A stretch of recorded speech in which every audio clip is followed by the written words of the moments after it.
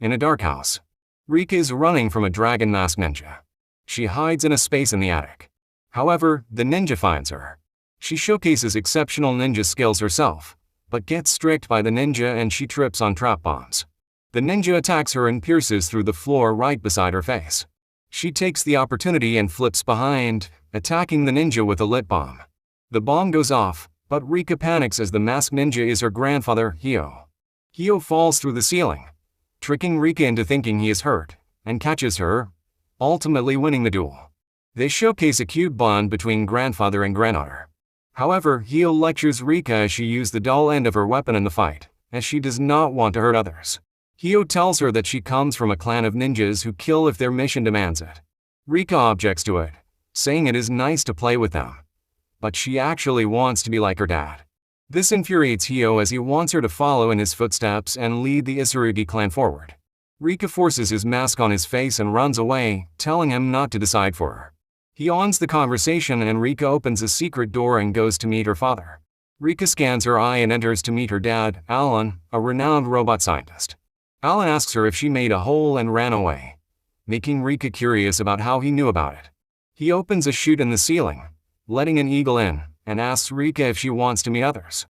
A dog and a mouse come into sight. Alan made animal drones so they could befriend humans. The dog reads Rikka, after which she finds they don't have names yet. She asks her dad if she could name them.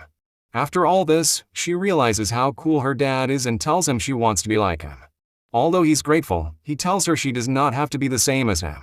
She should have her own way in life, and even though he owes Drake, he also wants the same for her. While looking at a picture of his friends, he says that he has made his share of mistakes. After several years, Rikka returns home from college on her birthday after successfully passing the college entrance exams. Meanwhile, Ellen is visited by his old friends Lauren and Brad, who are trying to convince him to use the animal drones for evil intents. Alan strictly denies it. Later, Rikka returns to a blood-smeared room in her house. While panicked, she runs towards the lab, where she finds Alan injured. She tries to call an ambulance, only to find the signal jammed. The hit crew enters the lab, and they thank her for letting them in, as she opened the door with the retinal scans. As the crew is about to kill them, a smoke bomb slides into the room. Hyo enters and shoots down several of the crew. But Lauren enters with his daughter Mia and a spur, who he controls through a collar. Lauren injures him. Hyo tells Rikka to run away and hide. Ellen tries to delete the data about the robots, but he's shot. He hands the duty of the drone's future to her hands and eyes. Just then, the capsules open and the drones successfully take Rikka away. While getting away, Rikka sees the faces of Lauren and Brad, who are responsible for the death of her family. The drones take her to a secret lab Ellen made in case of an emergency. Rikka decides to give up her future as a scientist, her name, and her past. To avenge her family, she changes her name to Lily. Sometime later, Lily is seen working as a detective for Mr. Berkeley. She's out finding lost animals for a living. She uses drones to find information about the people that killed her family. She finds out that her disguise has been spreading a rumor about a freak in the city. Later, she returns to her small apartment where she lives with her roommate called Melissa. In the dark of the night, Lily goes after one of Lauren's officers. She traps him on a terrace and interrogates him about the data they stole.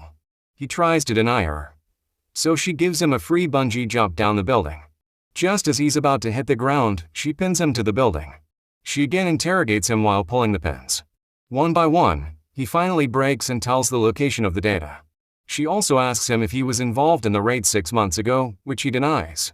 She lets him fall into a dumpster. The next day, she goes to investigate the place, but ends up getting interrogated by the guards there. She tells the guards that she's a detective, and the guards try to check her bag, but she tries to flee. All this is witnessed by Mia. Mia goes to save her and asks her if she will take her case, but Lily tells her she's only an assistant detective in training. Lily sees a chessboard in Mia's hand and they start playing together.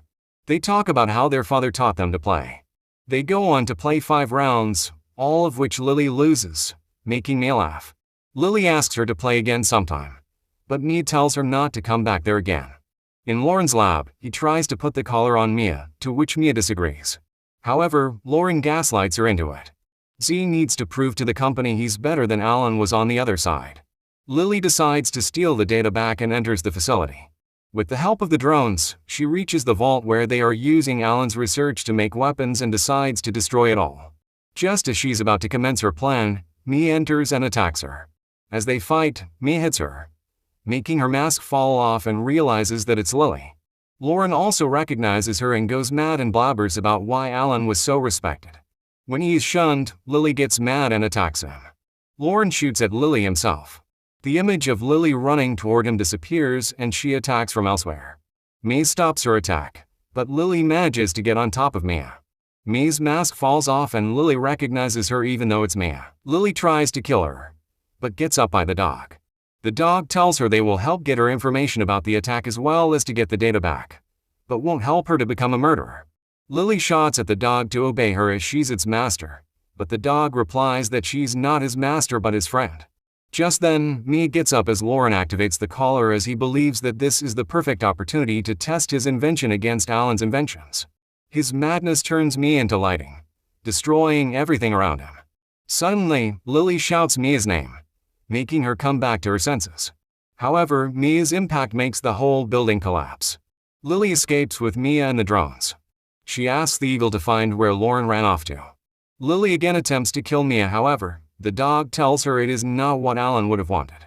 However, she tells him there's no way to find that out as he is dead, to which the dog tells her Alan might be dead, but his teaching lives on with her. Lily takes Mia to her apartment where Melissa takes care of her wounds. Mia dreams about her happy childhood and how her father started experimenting on her. When she wakes up, Melissa introduces herself and starts cooking for her as it's the first time they had gas. She goes overboard and panics, injuring herself. But everything turns out fine and they all eat that night. Mia thanks Lily for saving her, to which Lily tells her she just could not kill her, as she's weak.